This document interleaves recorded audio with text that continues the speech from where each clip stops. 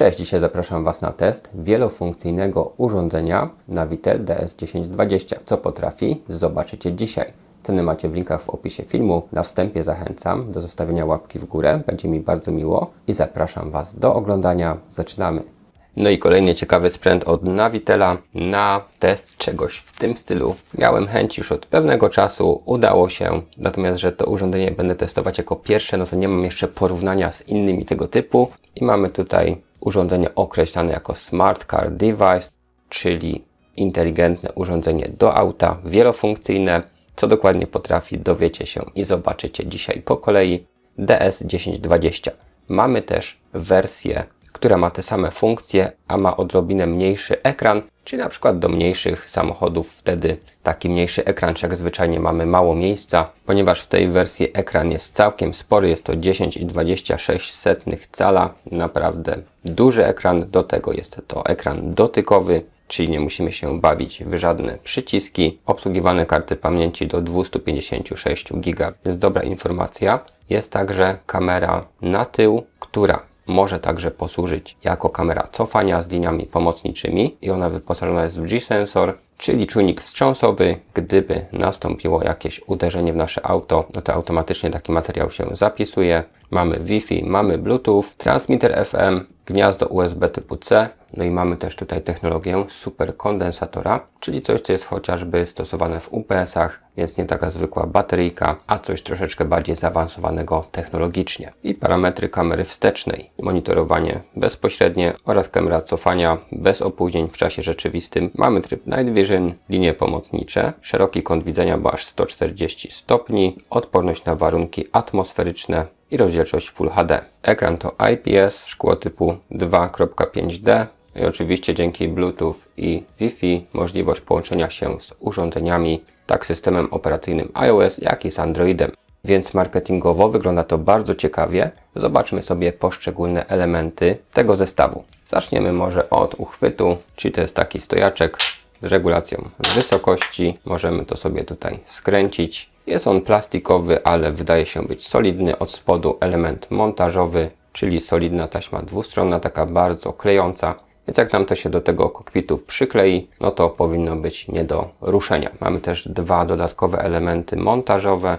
Są także instrukcje, informacje gwarancyjne. Mamy oczywiście instrukcje także w języku polskim.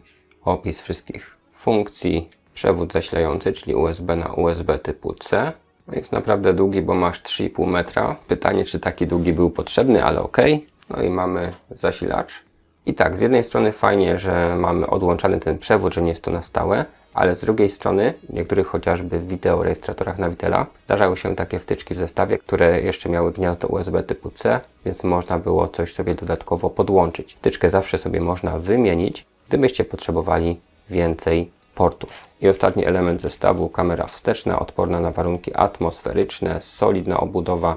Mamy element montażowy, gdzie możemy użyć albo taśmy dwustronnej, albo śrubek. No i tutaj to wszystko mamy naprawdę długie, ponieważ to musi nam starczyć, aby przeciągnąć to i ukryć przez całe auto, aż do bagażnika. Poza samym wtykiem, który umieszczamy w głównym module, to mamy jeszcze kabelek. Jeśli go sobie zewrzemy ze światłem cofania, no to wtedy automatycznie, wrzucając bieg wsteczny, będzie nam wskakiwał na ekranie ten tryb cofania. No i tu całość od kamery do tej wtyczki ma jakieś 6 metrów. Natomiast ten czerwony kabel ma nieco ponad metr. No i główne urządzenie, ekran jest naprawdę duży. Mamy tutaj jeszcze naklejkę z funkcjami. Jeśli chodzi o grubość, no to wygląda to tak. Mamy element montażowy, z tyłu głośnik. I tutaj wszystkie porty. Zasilanie USB typu C. Mamy podłączenie kamerki, mamy slot na karty microSD, no i mamy też port audio mini jack. Od drugiej strony już nic nie ma, tak samo od spodu, a na górze otwory wentylacyjne i przycisk włącznika. Pokażę Wam teraz co nieco, jeszcze bez instalowania w aucie. Włożyłem kartę microSD. Do czego ona jest nam potrzebna? No do tego, żeby się nagrywały nam te wszystkie zdarzenia z tej kamerki wstecznej. Tak więc możemy sobie przełączyć na język polski. Wchodzimy w ustawienia przechowywania i tutaj mamy opcję formatowania karty. Potwierdzamy, formatuje się. Ten dźwięk przy dotknięciu ekranu oczywiście można sobie wyłączyć, gdyby komuś to przeszkadzało. Wtedy wchodzimy w ustawienia systemu i dźwięk przy dotknięciu robimy cyk i już tego nie ma. Ekran reaguje bardzo ładnie, mamy wersję W ustawieniach ekranu mamy nawet wybór, czy kierowca jest po lewej, czy po prawej. Ustawienia Wi-Fi. Mamy też ustawienia nagrywania, czyli znak wodny, dźwięk, możliwość włączenia odbicia lustrzanego 50 lub 60 Hz i pliki minuta, 3 minuty, 5 minut. Ustawienia wyświetlania, czyli jasność, tryb uśpienia ekranu i ustawienia G-sensora, więc to są takie podstawowe rzeczy. Ustawienia daty, godziny to nam się synchronizuje, jak połączymy się z telefonem, jeśli wejdziemy sobie w DVR. No i widok z kamery, kąt widzenia jest naprawdę szeroki, wygląda to dobrze. Mamy tutaj dodatkowe opcje do wyboru, kilka opcji jeśli chodzi o audio, czyli mamy funkcję transmitera FM, dlatego tak naprawdę tutaj oszczędzamy, ponieważ mamy kilka urządzeń w jednym, możemy wykorzystywać je do nawigacji, do transmitowania dźwięku jako kamerę wsteczną, czy nawet do włączenia jakiegoś filmu pasażerowi czy dzieciom, dlatego patrząc na cenę tego urządzenia, jakbyśmy mieli te kilka urządzeń kupić osobno, czyli jakąś nawigację GPS, transmitter FM, kamerkę, zapłacimy za to wszystko po prostu więcej. OK, ekran się wyłączył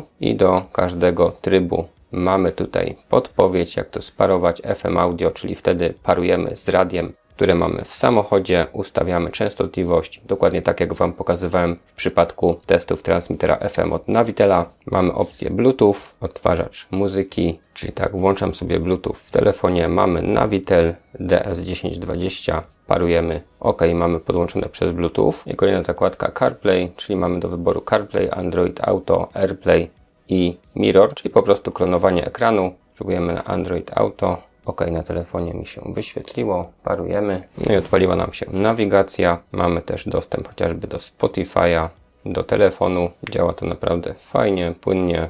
Na razie nie zdarzyły mi się jakieś przywieszki. No i tak, nawigacja działa tak samo, jakbyśmy nawigowali w telefonie, natomiast ekran jest dużo większy. Jest to po prostu bardziej wygodne w trasie patrzeć na taki duży ekran niż na taki mały. Kieruj się na południowy wschód. Następnie skręć w lewo. I też mam tutaj połączony mój telefon dosłownie 100% sklonowany, więc jakbym chciał sobie skorzystać z innej aplikacji, to oczywiście mogę to zrobić. Zobaczymy, czy da się pograć. To by było naprawdę ciekawe. I powiem Wam tak, dźwięk samego urządzenia nie jest jakiś zły, chociaż dużo lepiej, jeśli włączymy sobie transmitter FM, żeby ten dźwięk szedł na głośniki samochodowe.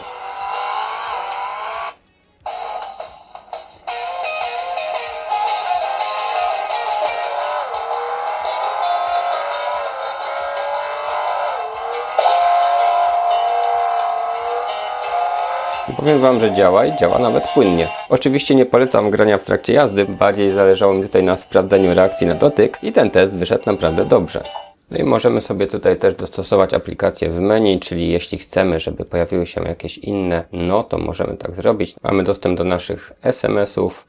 Informujemy, że przesyłka 0520. No i mamy jeszcze jedną opcję, jeśli podłączę tutaj do aplikacji Navitel Navigator, to łączy nam się nasz smartfon z tym właśnie urządzeniem i będziemy mieli dostęp także na telefonie do podglądu kamery i do zarządzania jej ustawieniami. No ok, w tym momencie wszystko działa, mamy też podgląd na telefonie, mamy też dostęp do ustawień. Jest aplikacja Navitel DVR Center, jest takim dodatkowym oprogramowaniem, gdzie możemy też sobie tutaj przejrzeć pliki, zdarzenia, parkingi, zdjęcia. Jest też można z tego skorzystać. No dobrze, i teraz czas na odrobinę praktyki. Co jest naprawdę dobre, to że jak telefon już wcześniej mieliśmy sparowany z urządzeniem, to wystarczy, że mamy go przy sobie, że jest w aucie. Odpalę teraz zasilanie i zobaczycie, jak urządzenie po kolei się uruchamia, co się będzie działo.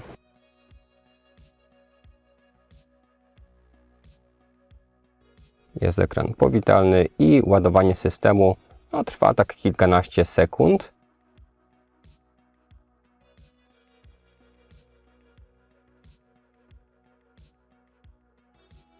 I jak widzieliście, automatycznie zaczęła ładować się nawigacja. Możemy przejść na ten cały pulpit. Możemy sobie włączyć jakąś muzykę. Mam też dostęp do asystenta głosowego, więc tutaj wszystko wygląda ok.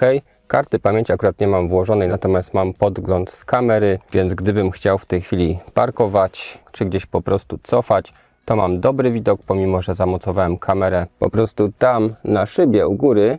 Nie miałem akurat możliwości zamontowania jej na zewnątrz auta, ale mimo wszystko myślę, że ten kąt widzenia i te wszystkie przeszkody są dobrze widoczne. Gdyby na przykład była tam jakaś dziura, czy jakiś wielki kamień, czy jakiś wąski słupek, coś czego nie zobaczymy w lusterku. Tak więc na pewno przydatne. W tym momencie mam ustawiony transmitter FM na 108, czyli wystarczy, że włączę radio, więc tak, najpierw sobie Odpalimy jakąś muzykę w tle. Ok, i leci sobie jakaś muzyka, teraz włączam radio.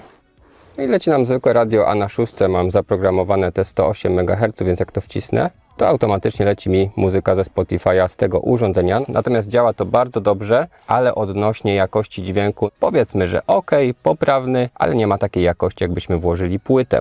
Ok, podsumowując, urządzenie ma naprawdę dużo zalet, jest funkcjonalne, natomiast trzeba też powiedzieć o pewnych mankamentach. No ja osobiście miałem problem z przyklejeniem tego urządzenia do mojego pulpitu. Pomimo, że ta taśma od spodu wydawała się taka bardzo lepka, prawie jak lep na muchy, kształt mojego kokpitu uniemożliwił przymocowanie. Problem rozwiązałem szybko, ponieważ nakleiłem od spodu 3 paski z piankowej taśmy dwustronnej 3M i od razu całość trzymała się na pulpicie. Więc gdybyście mieli też taki problem, że macie jakiś zaokrąglony, zaoblony pulpit, nie chce ta podstawa złapać, wtedy polecam piankową taśmę 3M jako taką pierwszą pomoc. Z kamerą wsteczną większych problemów nie było i korzystałem z niej czasami do parkowania, żeby po prostu podejrzeć, czy nie ma jakiegoś słupka czy większego kamienia, czegoś, czego nie widzę w lusterkach, więc to jest na pewno przydatne. Natomiast ja osobiście jestem przyzwyczajony do parkowania na lusterka i na żadne kamery cofania, więc ja generalnie z tej funkcji nie korzystałem, jedynie tak tylko nazwę to wspomagająco. Tak więc generalnie ciekawe,